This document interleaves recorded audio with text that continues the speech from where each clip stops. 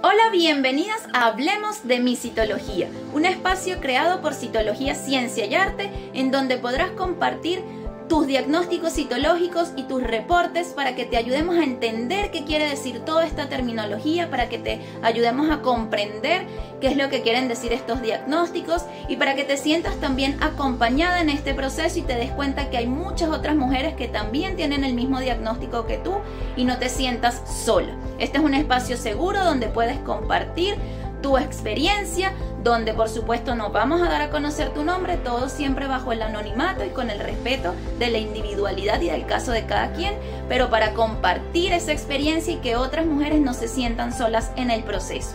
Importante dejar claro que esto no es una consulta médica, por supuesto que no, porque para eso están los médicos, los ginecólogos, y que siempre deben acudir con sus ginecólogos, que ellos son los que van a saber cuál es la mejor conducta a tomar con cada uno de sus casos. Este es simplemente un espacio para compartir experiencias y que te sientas acompañada y ayudarte a entender un poco más qué es lo que está sucediendo en tu cuerpo. Yo soy Elizabeth García, soy licenciada en bioanálisis y citotecnóloga. Bienvenidas a este espacio.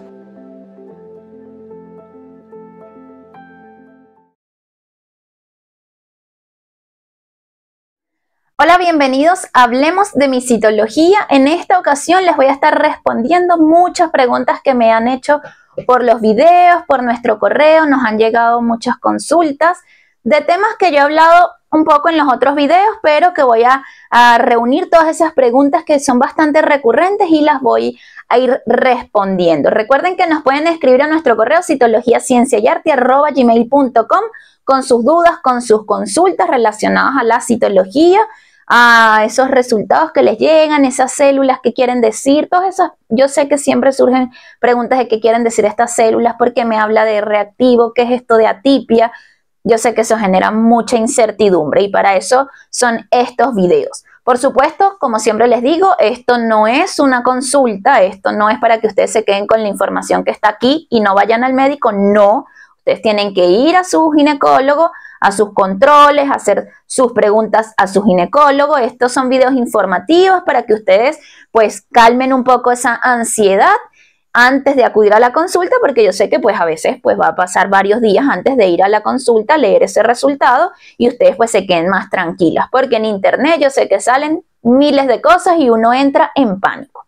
Vamos a comenzar contestando una de las preguntas que siempre me hacen, que es ¿qué significa atipias reactivas?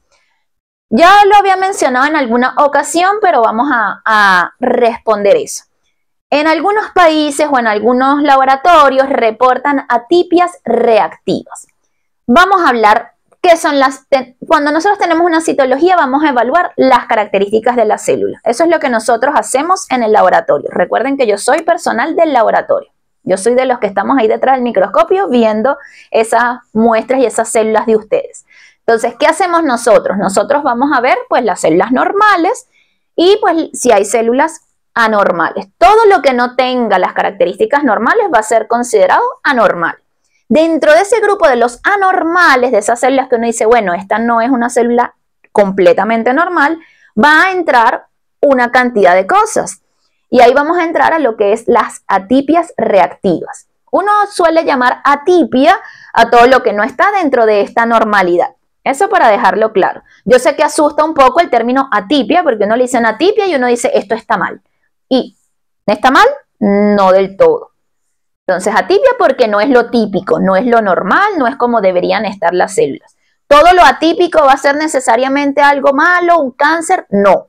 Entonces, dentro de eso atípico vamos a tener lo reactivo. ¿Qué es lo reactivo? ¿Qué son atipias reactivas? ¿A qué se refiere el laboratorio o el personal del laboratorio cuando me reporta atipias reactivas?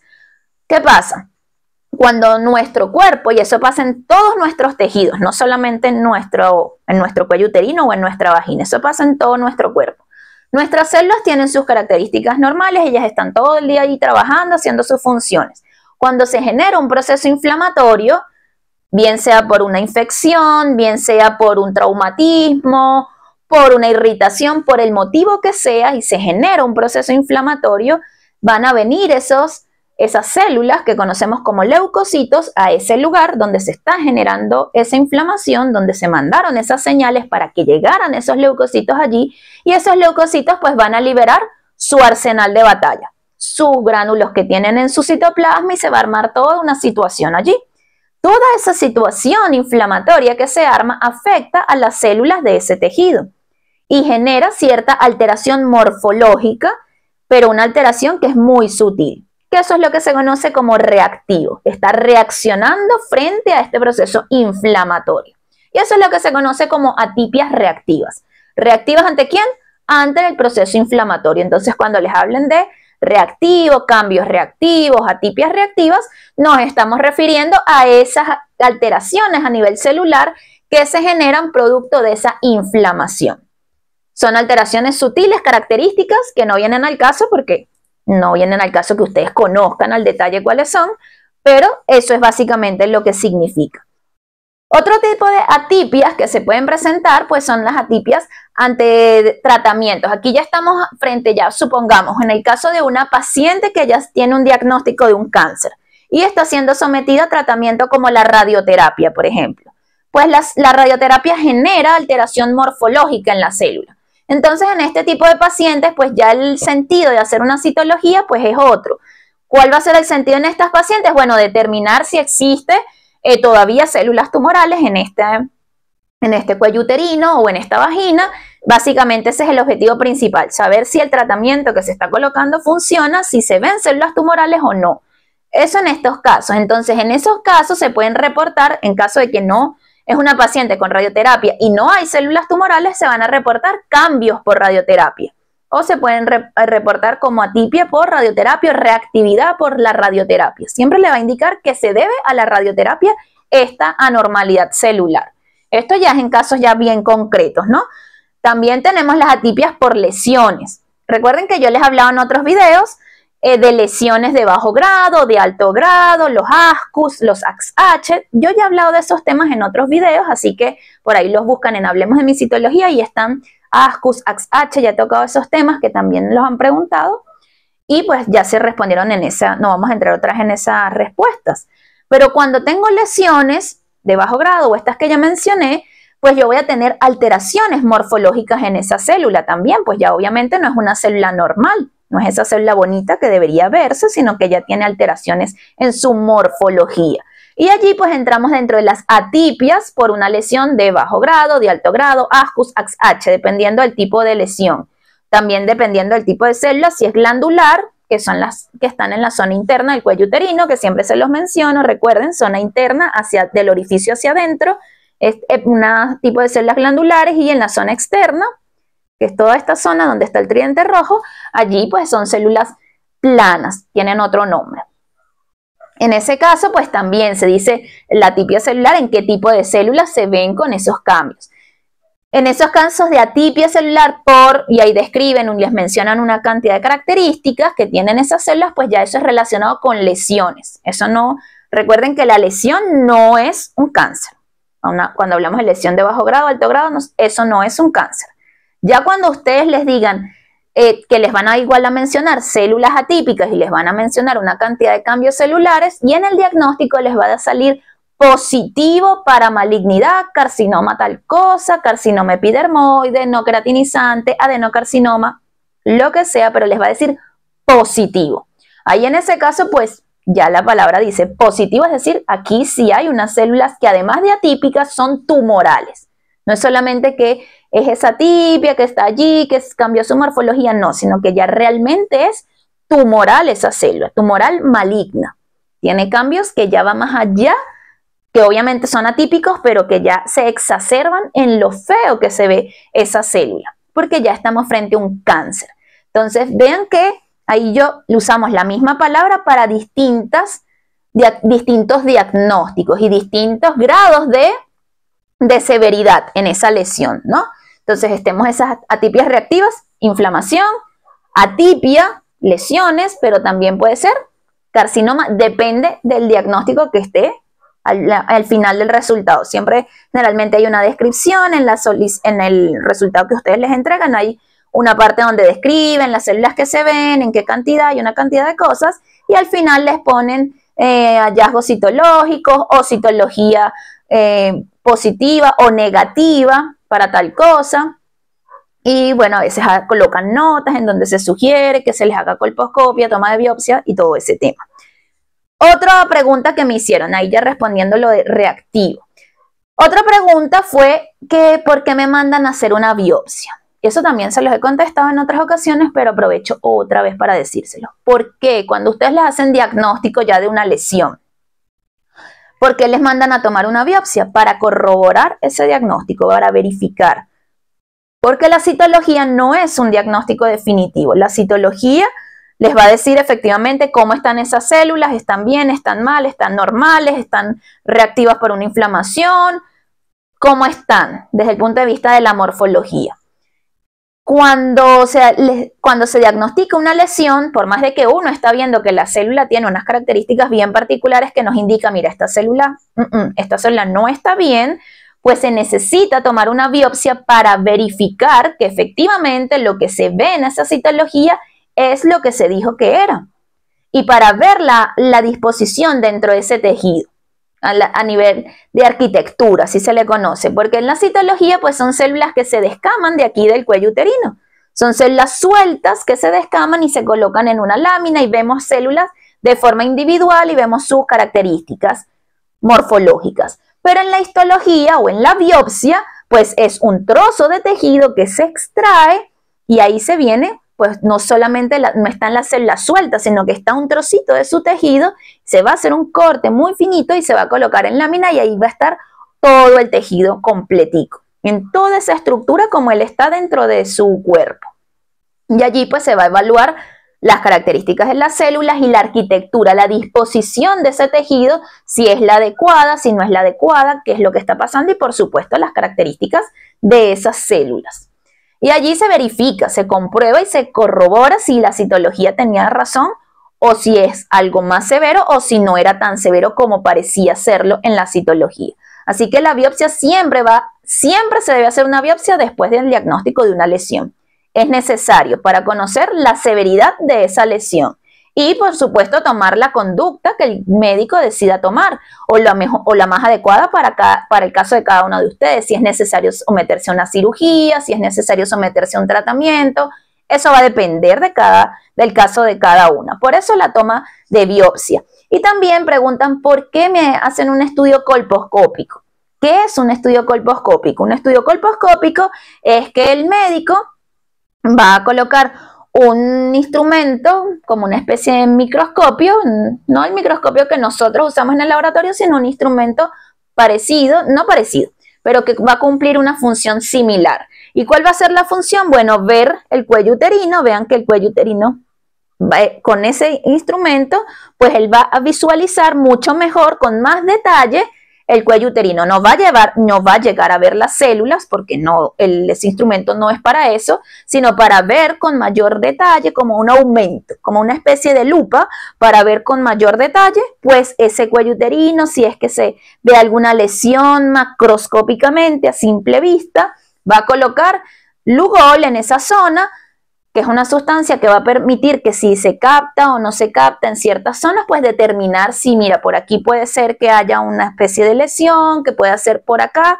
que están las células, quizá no esté muy bien el tejido. Eso es lo que permite hacer la colposcopia, evaluar de forma macroscópica, es decir, así con nuestros ojos, las características de ese cuello uterino y también ayuda a determinar hacia qué lugar va a tomar la biopsia.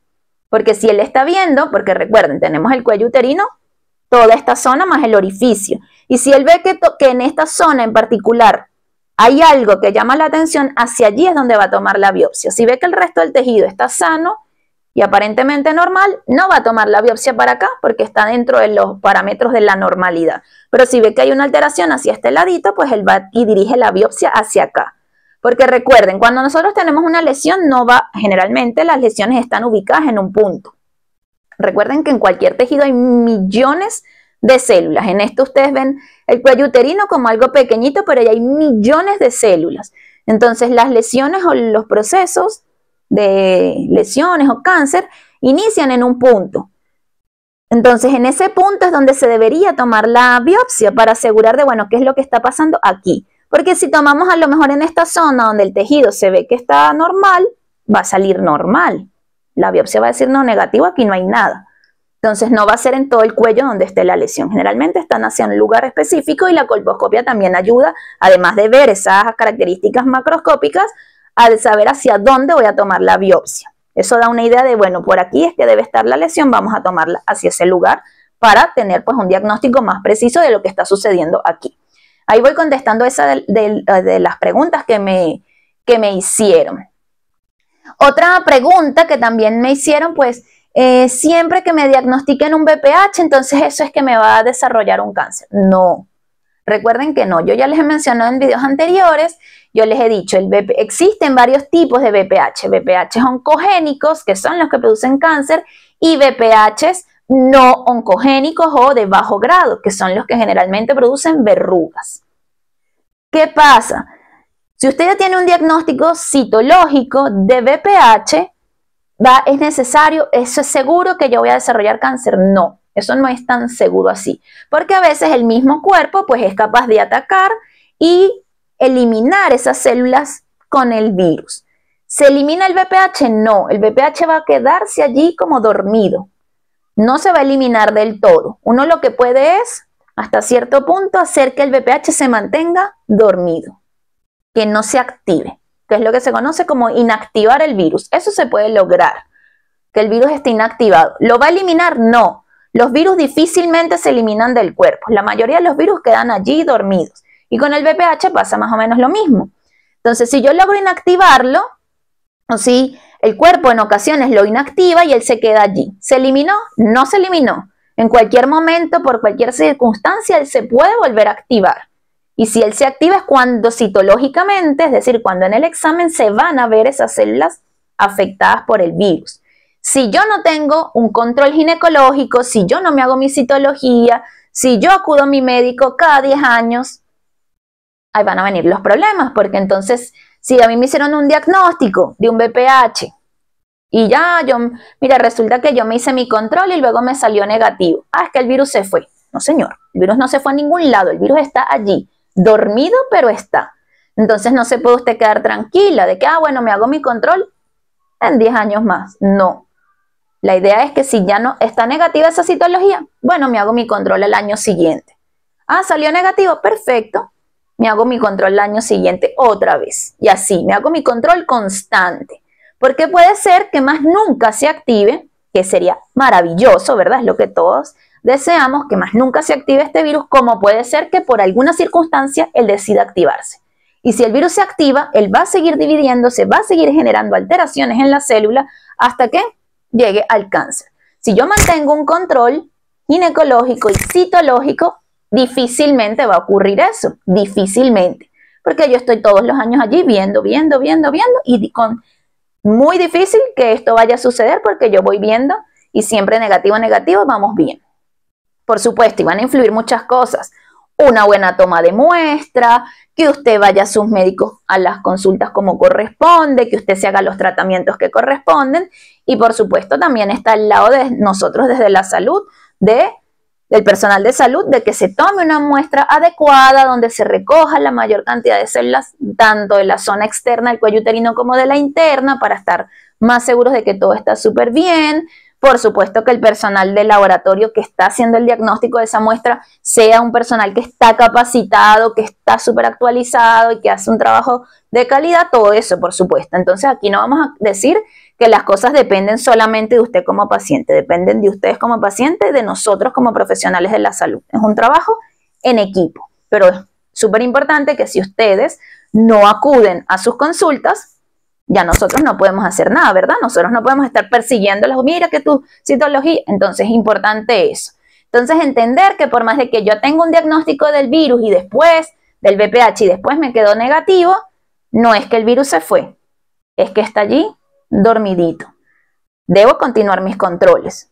¿Me voy a quedar tranquila? Claro, me voy a quedar tranquila porque el estrés y todas estas situaciones también activan a los virus. Entonces me voy a quedar tranquila, pero atenta. Yendo a mis consultas. Eso son las preguntas que quería contestar en este video en particular porque me las han hecho recurrentemente y yo sé que es una pregunta muy frecuente, sobre todo lo de las atipias reactivas, que yo sé que genera mucha angustia, y lo de los tipos celulares también, los tipos de células que se ven en una muestra de cuello uterino. Ese fue de hecho, el primer video de Hablemos de mi citología, les hablaba de los tipos celulares. Se lo voy a dejar aquí en la descripción para que vayan a ver ese video de los tipos de células que se reportan en una muestra citológica y se queden más tranquilas, porque por supuesto uno lee allí y dice un montón de células y uno no entiende nada, porque no tenemos por qué entender, ¿verdad? Hay quienes estudiamos esto y quienes no. Entonces uno entra en miedo porque ¿qué son todas estas células? Esto está bien, esto está mal, unos nombres todos rarísimos ahí. Así que en ese video les menciono esos tipos de células, vayan a verlo y así quedan un poco más tranquilas para que ustedes vean que muchas de esas células que les mencionan pues son células que están allí de forma normal y natural y que no es nada patológico. También otra de las preguntas que me estoy recordando está relacionado con la atrofia. También les he mencionado ese tema, también les dejo un video en la descripción de citología hormonal, o donde hablé un poco sobre estos cambios que se generan por las hormonas, pero voy a responder rapidito esta pregunta. Y si quieren después profundizar y conocer más, pues vean el video, abajo les voy a dejar el link. La atrofia, cuando uno habla de frotis atrófico, ¿qué significa? Cuando les hablen de atrofia o de que usted tiene un cuello atrófico, se refiere, esto va a ocurrir en pacientes menopáusicas, posmenopáusicas, principalmente posmenopáusicas. Después de que ocurra la menopausia, ¿qué pasa en la menopausia? Bajan los niveles de estrógeno, ya no hay producción de estrógenos, eso es básicamente lo que sucede. Una cantidad de eventos, ¿no? Pero a grandes rasgos, lo más llamativo es que bajan los niveles de estrógeno, ya no se producen estrógenos, ya no hay ovulación, ya no menstruamos. ¿Qué sucede cuando no se producen estrógenos? Bueno, eso va a afectar muchas cosas, entre esos pues el tejido de nuestro cuello uterino y de nuestra vagina. Las paredes de la vagina se adelgazan y las paredes del cuello uterino y del útero en general también se adelgazan. Entonces, cuando hablamos de que se adelgazan es que también esas células, los estrógenos en condiciones normales, ayudan a que esas células maduren, a que ese tejido esté siempre bien engrosado. Cuando no hay estrógenos, esas células no maduran, entonces eso lleva a que el tejido se adelgace. A nivel de macroscópicamente, pues uno se va a ver que la vagina está más delgada y menos lubricación, y el útero y la vagina en general, pues el tejido se hace más delgado. Pero a nivel de las células también, ahí van a haber células inmaduras. Esto es lo normal en edad reproductiva, de que hay un grosor del epitelio, que las células maduren. Cuando ya no hay estrógenos, se adelgaza esa capa de células y quedamos con las células más profundas. O sea que las de aquí arriba ya no se generan porque no hay maduración. Entonces, cuando hay esas células más profundas que se llaman inmaduras, es lo que uno reporta como un frotis o un extendido atrófico. Pero esto es solamente en pacientes menopáusicas y postmenopáusicas, porque se puede generar este adelgazamiento del tejido y estas células inmaduras, pero por otras razones. Y eso también lo explico en el video de citología hormonal, así que vayan a verlo. Por lo tanto, la atrofia no es nada malo. Es algo fisiológico natural que nos va a pasar a todas las mujeres cuando lleguemos a la edad menopáusica. Espero haber contestado esas dudas. Recuerden que si tienen más, pues con confianza, escríbanlo aquí en los comentarios. Escríbanos a nuestro correo citologiacienciayarte@gmail.com. Nos pueden consultar lo que ustedes deseen, que siempre les contestamos por allí. Y después toda esa información la volvemos un video para que pueda también ayudar a muchas otras mujeres que quizá tienen las mismas preguntas que ustedes. Nos vemos en una próxima edición de Hablemos de mi citología. Chao, chao.